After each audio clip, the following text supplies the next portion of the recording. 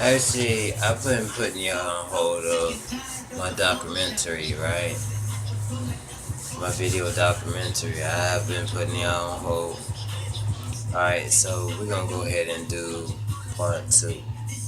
Part two of my documentary. Y'all knew the first part. This is the second part. Second part of my documentary. I'm gonna go ahead and do it tonight because I felt on my spirit that I need to go ahead and let y'all know. Alright, so as you know, I got put into the system. With me and my twin, we went into separate homes. That's weird part. Like, I haven't seen my twin, but I end up meeting them on Facebook. That's the crazy part. I end up talking to them on Facebook. Like, they knew my mama. We had a lot of things similar. Alright, so, first part you already know. It's traumatic. Mother owed the drug dealer some money. He came over. He tried to cut her up in front of me and my twin. And they put us in the system. And after they put her into the system, she didn't even know about us being trans. She didn't even know we was born trans. She didn't even know I was born intersex. I think my brother was not born intersex, I was, and it was crazy. But my brother is now 100% transition to a full-fledged man. Had top surgery, bottom surgery, testosterone. He's on T now. We both went through the same effects a little bit. Me, I went through the harder effects of being intersex because I didn't fit in nobody's category. I mean, when my adopted mother wanted a daughter, she thought it was a girl. I had on bows in my hair. I had on feminine clothing. So when I got adopted, my whole personality started to come through. You know, I started to find out who I was, figure out who I was. But she didn't like that, and she was like, "You supposed to talk to boys," and I talked to boys, and it didn't work. I got a prank pulled on me twice. I got two pranks. This is gonna fuck you up, so stay tuned. The pranks. First prank was I was in school. I was around the summer. This boy tried to talk to me, and he wanted to see my parts. It's around some people who was playing I Go Get It, you know, and I was like, I found the girls, and I was like, get what they had. I didn't care for the boys. Fuck, I ain't gonna find y'all niggas. Y'all just be in the woods by yourself, jacking off. So that's how they were.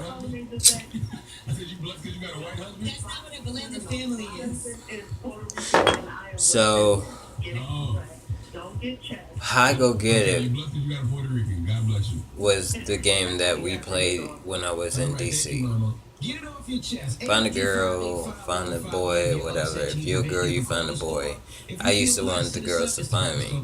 I found one girl found me, and she showed me her stuff, and I showed her my stuff, and she was just like, "Oh my goodness!" But she ain't say nothing because she was in shock. So next time, I apparently when she saw my stuff, she told the whole fucking elementary school.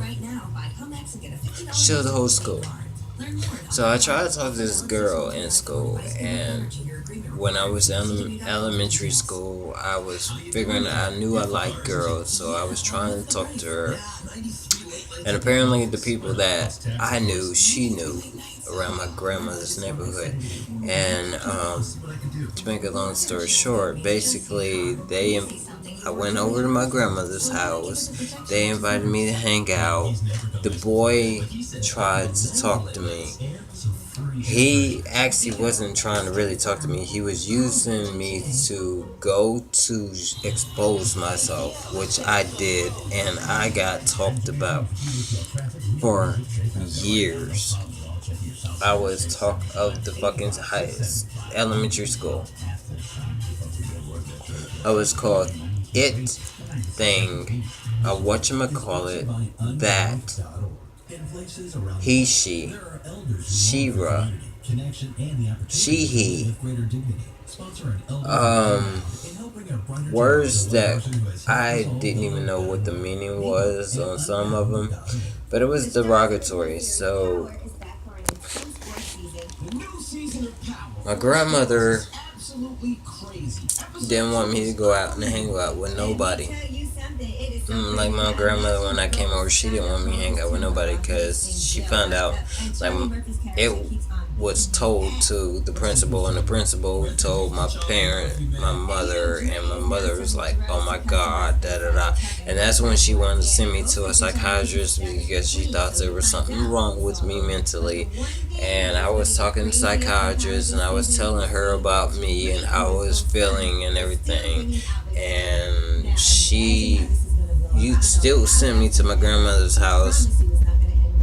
Like, she would literally just drop my ass off at my grandma's house. My grandmother used to be so fucking pissed.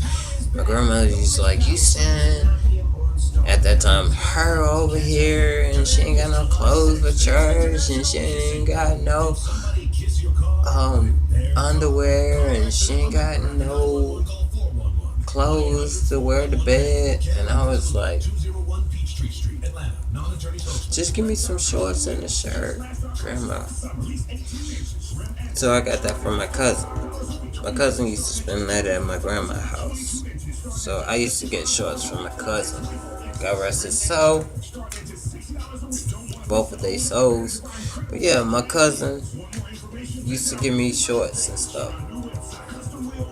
My older female cousin used to do some things that I didn't know she was feeling what I was feeling, but she used to hump on my leg, on my thigh. Like, she used to hump on my thigh in her sleep and feel on my chest and all that. And I was like, that's weird. I was like, it felt weird, but it felt so good at the same time. So I was like, am I weird? What is the... I don't know. What the fuck? Is that normal? You know what I'm saying? So I was questioning myself. I never told my dad that my cousin felt on me.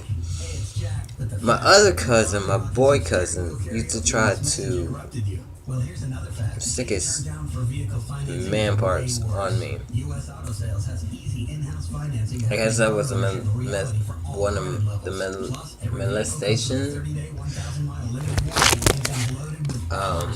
Yeah, so he did. He tried to stick his little boy part in, and it didn't work, and he was pissed off, and he was mad, and I was like, oh, hell no. I don't like boys. I don't roll that way. So, when we're gonna fast forward a little bit. So, I got older, me and my cousin that tried to do that, we became cool. Like, we became, like, really cool. And he became to know that I was very boyish and very tomboyish. So I became like the motherfucker that knew people about shit, that wanted to get some shit, like some dope, some crack, some fucking pills, some weed, some meth, whatever the fuck you wanted. Like, my cousin was like the dope man. So he even supplied my aunt, who was on crack at that time. I was like probably about 12 years old. And I was mad as fuck still about not knowing my mom, and my mom didn't give a fuck about me. Why she ain't look for me, why she ain't come and visit. So my adopted mother was so pissed about it because I was still thinking about her. and she wanted me to say, I'm your mother. And I was like, oh fuck no, you're not my mom and all that. You was like locking me still away in a room. You couldn't deal with me. You was abusing me and all that other shit. And I used to write this. I had a diary, and the diary, some of my diaries, like, oh, you're not my mom. I want my mom. I wish I had never met you. Wish you never adopted me. I should have stayed with my mom. You're fucking da da da. Like, I hate you and all that. Like, my diary's like, yo, it was a whole lot of hatred in my fucking diary, my first diary I ever wrote. And it had a lot of animosity towards my mom and towards my adopted mother. The older I got, the more aggressive I got. The more I got aggressive, the more manly I became. I knew there was something different about me. Went to the part that I knew that my little lower part was like, I don't need you to give me no more baths. Like, literally, I really don't want you to give me no more baths, because the woman actually tried to drown me in a tub because I didn't fucking wash my hair. Y'all don't understand how that feels. Like, I almost could have died in a tub of water.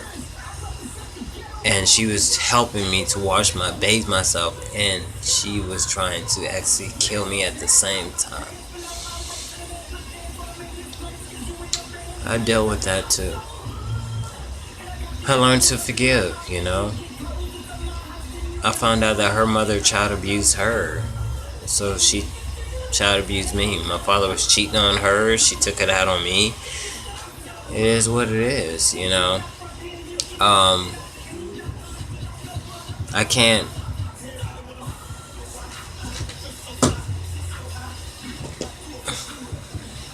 Sorry. I hate roaches. I cannot fucking stand roaches. So, I did have a lot of animosity towards my mother. I had a lot of animosity towards my mother. I held a whole big grudge towards my mother. Like, you didn't even come look for me. And to this day, I was still pissed off. Like, did you even think about me? Did you even fucking care about me? Did you even wonder about me and my twin? Did you even wonder where we were? Did you even care about where the fuck we were? Did you even wonder the struggles that we went through? Did you even care about what house we went to? Like, did crack fuck your head up that mentally that you was still doing this shit after us? Like, after we was gone? And I know the answer to it. Like, you was still doing this shit after us. But I learned to forgive this fucking woman that was my mom. I had so much grudge towards this woman, to a point that I was carrying so much hatred and so much animosity towards my adopted family, that I would steal, rob, lie, manipulate these fucking people, and they were really trying to give me a home. You see what I'm saying? So I dealt with that for years. I remember my birthday, I had a gingerbread house. When I turned 8 years old, I had a gingerbread house that my mama bought me, and she was gonna give me a watch, and I wore the watch to school because I was trying to be all cute and show what I had, and I forgot to put it back in the drawer, and I got my ass whooped left and right for that shit. Like, when you take a child from the struggles, they don't change overnight. It takes years. When they've been been through trials and tribulations, it take a minute. You gotta be cordial. You gotta slowly work with us.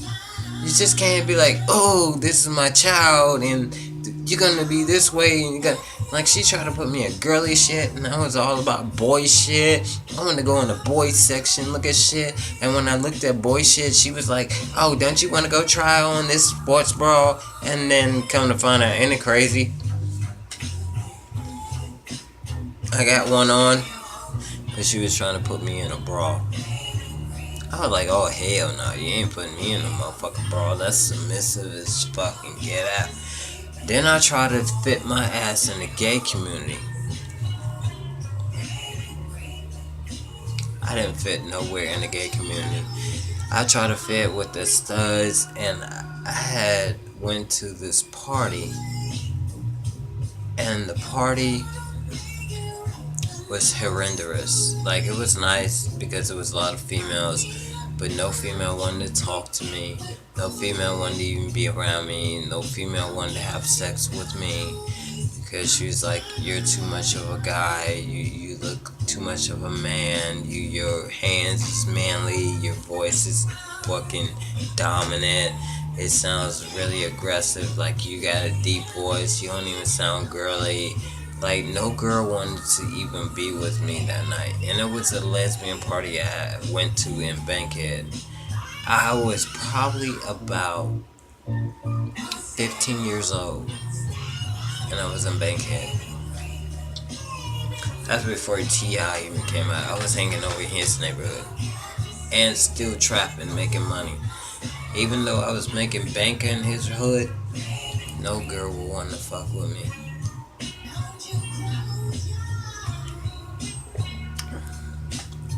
They call me he, she.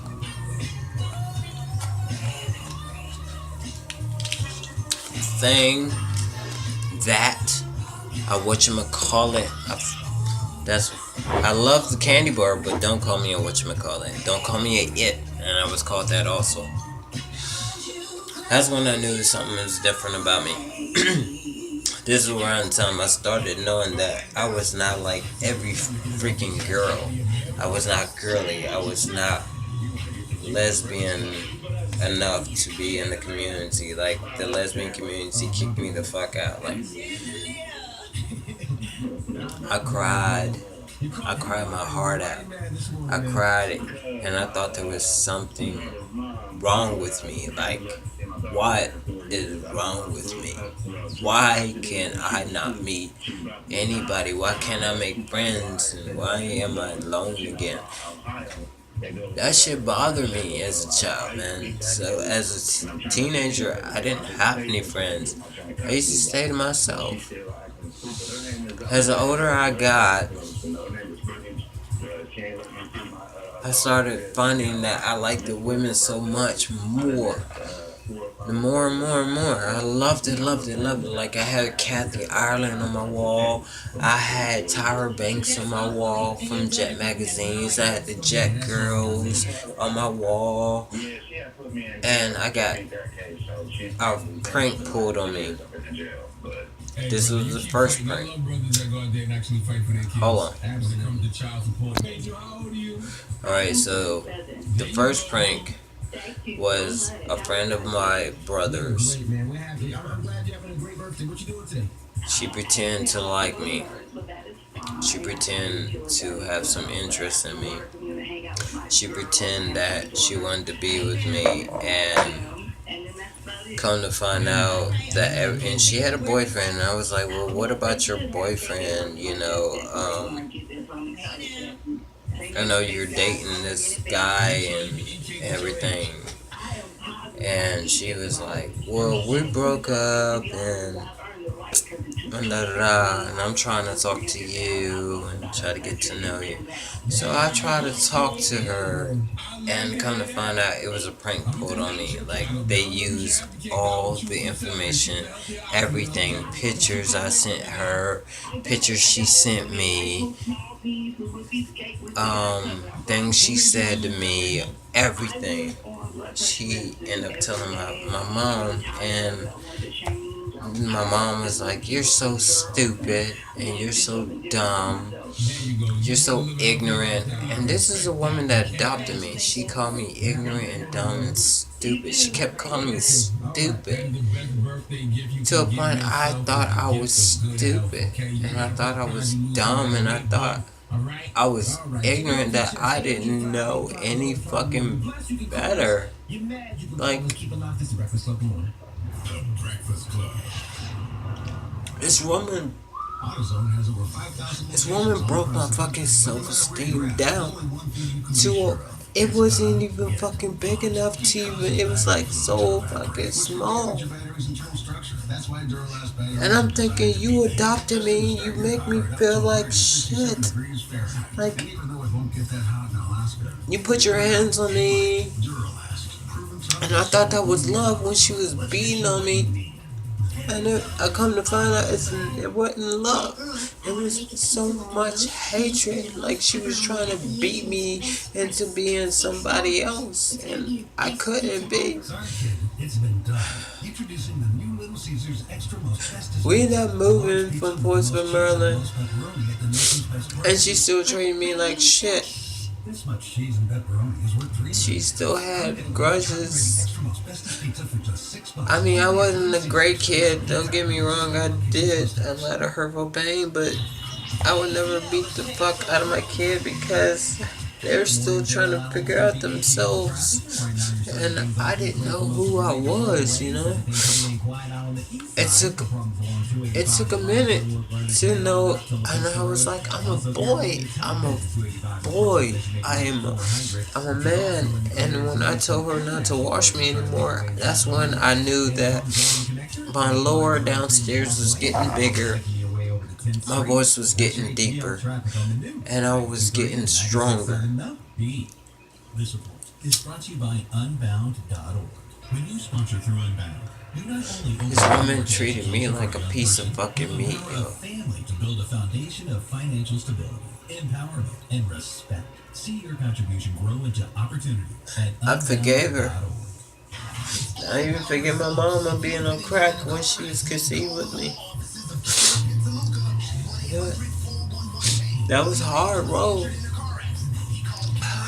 But, you know,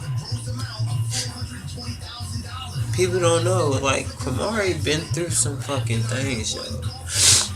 Qamari just didn't wake up and just want to be angry at everybody. Qamari had a lot of, hey, I was a little trapped child in a corner fighting to be myself.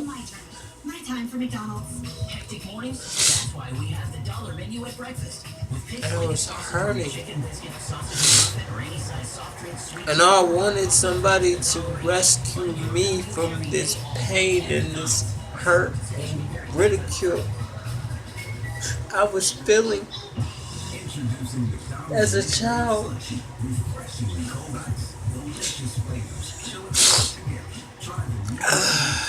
But you know, I became stronger. I became stronger and I lost my twin. And I still became strong. This woman broke me till I had nothing. No self of knowing myself.